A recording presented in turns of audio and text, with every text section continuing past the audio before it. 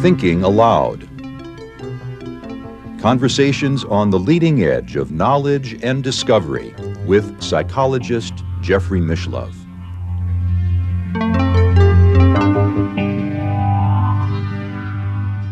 Hello and welcome. I'm Jeffrey Mishlove. This is part 2 of our 3-part series with Dr. Chris H. Hardy on the infinite spiral staircase.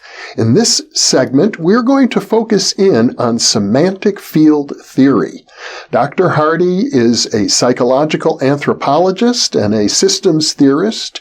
She is a former parapsychology researcher at the Psychophysical Laboratory in Princeton, New Jersey, and she is the author of several books, including Cosmic DNA at the Origin, The Sacred Network, and Networks of Meaning. Welcome again, Chris. Welcome, Jeff. It's good to be with you once more. In our first segment, we focused quite a bit on your experiences in your youth, living and traveling as a sadhu with no money, entering into very high meditative states, and experiencing what you called telepathic harmonic fields. And we also touched upon a subsequent development in your thinking at that time, the idea of the semantic field, of which the telepathic harmonic field is, I guess you could say, a subset. A subset, exactly, yeah. So at some point in your development, as you're having all of these remarkable mystical experiences and psychic experiences, and at the same time developing theoretical ideas of your own about them, you had the instinct or the impulse to enter into a scientific career. Yes, definitely. I was guided by dreams to do that. Mm-hmm. At the same time, I had already written 2 books, especially on my own experiences, yes, on anomalous experiences, mm-hmm, on meditation. And I felt that, my whole life has been geared toward trying to understand the nature of the ultimate reality, mm-hmm, I wanted to say that I find this especially fascinating because in my own career as a parapsychologist, I was guided by dreams as well. And the very notion that a dream could guide somebody through to a lifelong career, this is something you Absolutely. And I share, I think is related to your concept of the semantic field itself. Yes, in a sense, yes, because the semantic field theory is the only way that I could make sense of some of my experiences, even mm-hmm. on the road, traveling, because the whole place, as we said about the town of the Nasik, for example, one of the sacred towns in India. The whole place is imprinted by the energy of consciousness of sadhus and meditators who have been there for thousands of years, those mm-hmm. Sacred towns in India. And you have the same thing with the megalith, for example, in Europe. Yes.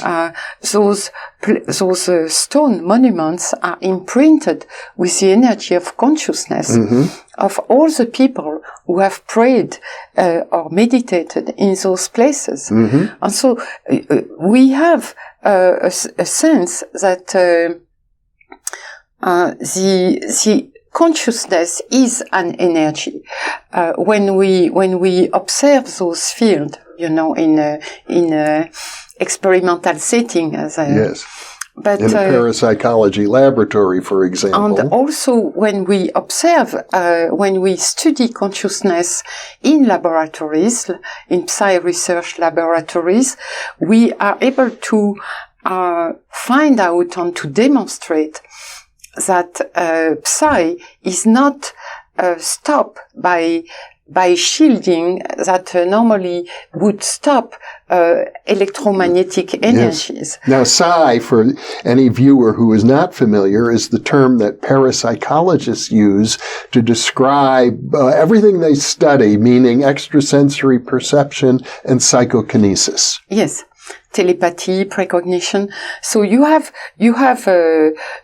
studies that demonstrate that psi, being a mental capacity, for the parapsychologist, I must explain that psi is not an energy. But for me, but for everybody accept that psi is a mental phenomena. Yes. So it's part of mind and consciousness. It's a mental phenomenon. Yes, it's a mental consciousness phenomena. And we are able to demonstrate that it is not stopped by what is stopping normally electromagnetic energy. Right. Like you can have telepathic experiment with a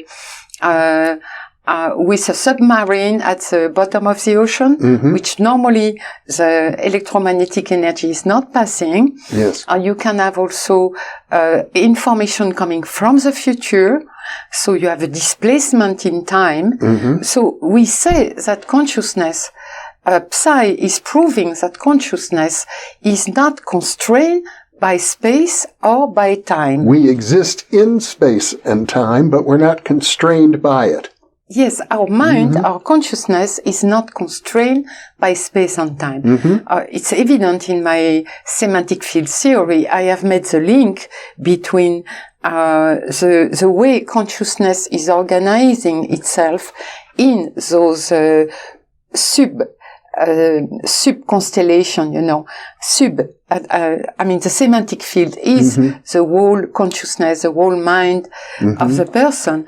And it has many subsets. It's similar, I suppose, to some of Carl Jung's thinking about the collective unconscious. At a certain, yes, when you look, if you imagine that each one of us has a consciousness field, which is the semantic field. Okay, it's our consciousness. At the same time, each part of our body, for example, has its own consciousness, and it has its own small field inside the big field. So each person has a semantic field that is totally coupled with the body, and also the body consciousness, but it has a layer that is independent, that is not bound or constrained by space and time. So it is at the same time rooted in the body and in matter, in our physical world, and at the same time it has a dimension that is outside space-time, So in effect, what you're saying is that the human being, we live in our bodies, we have a birth and a death, we have a history in space and time, but we partake of a much larger reality. Absolutely. So to get back to what you were saying about Carl Jung, collective unconscious, when you imagine that all the people, have this semantic field, which is partly outside space and time in an extra dimension. So if you take the ensemble of all the souls or the self with a great S of the semantic field of each person, and you take the totality of them, billions of people, on Earth, then you have a collective unconscious. You have an extra dimension outside of space-time, which is the dimension of the collective unconscious, or what Teilhard de Chardin was calling noosphere. The noosphere, yes. And you have cosmic consciousness in the Eastern religions. Now, Carl Jung also developed the theory of synchronicity, and he did so working with a great Nobel laureate physicist Wolfgang Pauli. And the theory of synchronicity seems to be related to the semantic fields because it's as if there's meaning embodied in the universe itself that is responsible for events coming together in uncannily meaningful ways. Absolutely, yes. It's like this theory of semantic field is able to explain synchronicities, because in synchronicity, what do you have? Let's take an example. Carl Jung, best example is he had a patient in his and this patient was totally blocked. He was trying to work with her for months and months, and she was not budging. She was not getting free from her trauma. And at one point, this patient, a woman, was describing that she had a dream about a golden scarab, and that's the very precise instant that she was talking about this golden scarab, by the window, which was slightly open, came in a golden, glowing scarab. A scarab. No, a scarab, which has this green, goldish, and in the light of the sun, it is exactly perfectly gold color. The scarab, golden scarab, is a sacred animal in Egyptian mythology, but not particularly common in Switzerland, where well, you have those green scarabs everywhere in Europe, and in the light of the sun, they look like absolutely gold. I see. Yes. So it was. So the timing. It's a copper color. The timing of that event with her recounting her dream, and did it lead to a breakthrough in the psychotherapy? Yeah, exactly. So this is the example. Carl Jung was basing himself on psi phenomena. He was already very knowing about the work of Rhine, Yes. the first work in parapsychology, and so he was basing his synchronicity to say that it was a coincidence, but a meaningful one, between the mind state of a person and an event that would happen outside. Yes. But when you reflect on that, it means that an event which is also has a physical aspect to it, and also, of course, also a psychological interpretation of whatever happens, you know. But it has a psychological aspect and a physical aspect. Like the golden scarab is the scarab coming in the room, and at the same time the interpretation for the patient that, this is such a meaningful sign. Yes. Okay? So you have those two. And in semantic field theory, not only we as a human being, we have a self with a big S, which is our soul, which is outside space-time, but all the objects in the universe, like nature, animals, trees, mountains, landscape, they have this dimension of the semantic field, which is the organization, you know, a semantic field which is outside space-time. Yes, outside of space and time. But isn't it another way of looking at it to simply say, well, the whole universe is intelligent? Is conscious? Yes. Everything is conscious, which is not so different from the animistic viewpoint of primitive people everywhere. Not only animistic, but in all ancient culture, even in Eastern religions, you have this understanding that the beings, all the plants have a certain type of consciousness. You find this also in South America, in the shamanism everywhere, in Eastern religion, that there is an aspect of consciousness which is inside any kind of system, entity, whether it's a plant or an animal. Now we have this in psychology. You had those wonderful interviews with Stuart Hameroff. Yes, indeed. And he was also referring to Chalmers, a philosopher. David Chalmers. Philosopher of mind, yes. Yes, who is having this saying that there is a proto-consciousness in anything, any object, any being in the universe.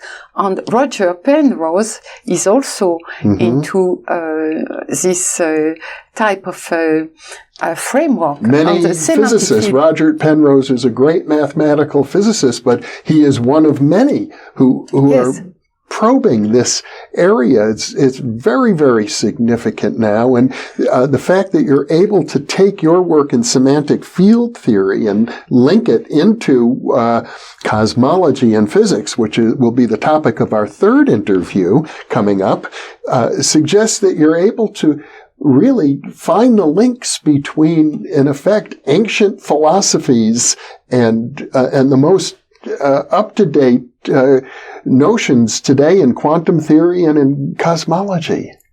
That must be very exciting.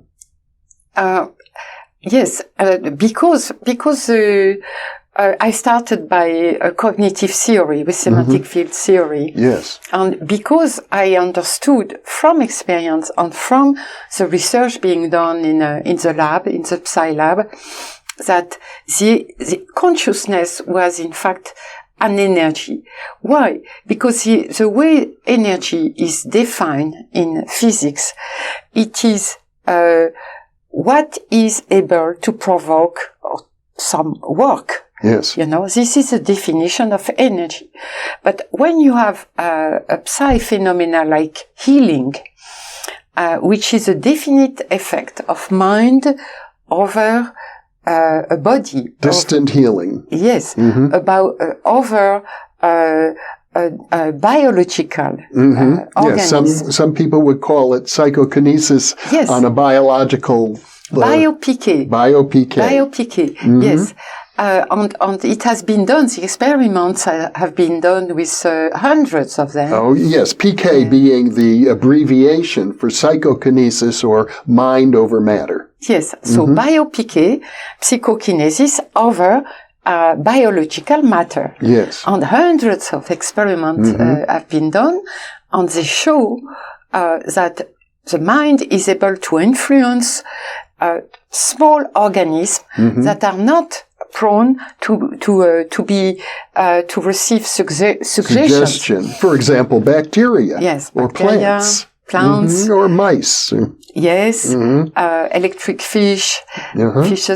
And when you have this capacity of the mind to influence biosystems, I mean biological systems, organism, you have a work that is done because you are modifying something in a matter system. Right. Even if it is an organism, even if it is biological matter, it is still space-time matter, you know. So it is belonging to the definition of an energy. So consciousness is an energy. It's an energy that has a component outside of space and time, but is able to interact inside of space and time. Exactly, exactly. Like our consciousnesses are able to do that, and if we are in this framework that we give a proto-consciousness to any plant or living system, or even physical system. Even a subatomic particle. Yes, yes, as I do in this infinite spiral staircase. Yes, and in philosophy, this is known as the theory of panpsychism. Exactly. Incidentally, so you would consider yourself a panpsychist. Oh, definitely. Yes, but it has let's say that, of course, I have my brand of your own of framework. Yes, which theory. Is the infinite spiral staircase that we are discussing in this 3-part series of interviews. Yes. So I go back to what we were saying about synchronicity. Yes. When you have a theory that is understanding that any biological system, like a forest, take a forest, you have all the animals, like the ants, the trees, and also the plants, the trees, all the animals living in the forest, they have their own collective semantic field. And then you have the trees. And then you have the human being living in the village inside the forest. So you have semantic field of collectivities within semantic field. Yes. And all co-creating the semantic field of the forest. And all of them, they are able to interact via the beyond space-time, the semantic dimension, you know, where they are beyond space and time. And it's interesting that you mention it as a forest, because one assumes that the creatures and the plants of the forest don't use language the way we humans do. And normally we think of semantics as related to human language. No, but I take it really to its Greek root, which means the creation of meaning. Now, if you have an ant has no brain, it has only neuronal nexus, you know. Yes. But if you take a colony of ants, for example, they have their own path to go to their prey, and they have their own path with sense, you know, which goes to their nest. And so this path is totally different in terms of meaning for the ants than the other path. So their whole territory around their ant nest is a semantic. It's a lot of meanings. It's full of meaning even without language. Differentiated meanings. And it's wholly organized. And then they have their enemies, you know, and all this. So, that's it for me, for any system in the universe. There is this layer of organization, which is, pure semantic energy. And semantic energy is also larger than consciousness, because it includes any kind of very primitive type of recognition. It's just recognition. And I suppose you could think of semantic fields also in terms of human sociology. Oh yes, definitely collective semantic field. And then we get to the very particular semantic field, which are field of oneness, harmony, which are the telepathic harmonic field that we talked last time. Yes, indeed. So the key for me in terms of pinning down the semantic field theory as a true scientific theory is to work out how we go from meaning outside of space and time to influencing actions or work, as you called it, within space and time. But this is where the theory is very interesting. I'm sorry to say that, but it's like there is an absolute impossibility for a mind that would be only information to have an actual action over a physical system. But because you cannot have information apart from a physical cause, you know, like you push a button and then it starts the electricity. I mean, computers process information and they can operate physical systems. Yes, but computers have been conceived on the programs that are operating the mechanism have been conceived by a mind with a semantic field, with a purpose. But if you did not have a program, you know, you would not have any action, and then it's totally causal. Okay, so with the semantic field theory, we don't have the problem because we have the interaction happening at the level of the semantic field. So it's not like I am able to change the organization of an organ when I do some healing, for example, but it is that my consciousness, my semantic field, is interacting with the semantic field of this organism, or of this organ. And now, as the semantic field is informational, it's full of meaning and information, then it is this information which is interacting with information. It is the same interacting with the same. And the semantic field of this animal or organism or body is going to interact with its own body. And now the action is perfectly understandable in terms of science, because you have the same interacting with the same, and each one is strongly coupled with the body. So if you send to the other person an information, like a positive thinking about his own health, his own getting healed, for example, then his own field is going to create the process of healing. Yes. Well, it has occurred to me that there's a sense, I think, in which people viewing this videotape may be partaking of a telepathic harmonic field interaction with us right now. I hope so. I really hope so. Yeah. That would be wonderful. That would be wonderful, and it may also be a deeper way to help communicate these ideas. I can say that I think your semantic field theory is a very important step forward for parapsychology researchers to try and explain the amazing and sometimes bizarre phenomenon that they study.